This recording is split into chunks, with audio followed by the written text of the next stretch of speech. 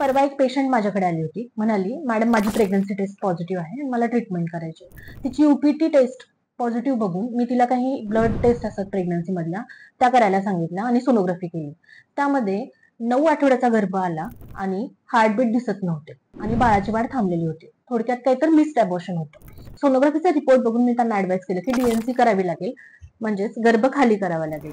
मग साहजिकच आहे, पेशंटला खूप वाईट वाटलं आणि ती रडायला लागली. तिच्या बाजूलाच बसलेल्या नवऱ्याने पिशवीतून हळूच रिपोर्ट्स बाहेर काढले, जे आधी दाखवले नव्हते, आणि माझ्या समोर केले. मग मी ते बघितले, तर त्याच्यामध्ये आधी 15 दिवसापूर्वी एक सोनोग्राफी झालेली होती, ज्यामध्ये 7 वीक्सचं मिस्ड अबॉर्शन होतं.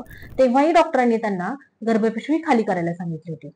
पण मग ती पेशंट बोलली मला की आमचे काही रिलेटिव्ह आहेत, फॅमिली मेंबर आहेत, त्यांनी सांगितलं की आमच्याकडे पण एका नातेवाईकांमध्ये एक गर्भ खाली करायला सांगितलं होतं, पण 15 दिवसानंतर आम्ही थांबलो आणि रिपीट सोनोग्राफी केली तर हार्टबीट आले, बाळाचे ठोके आले.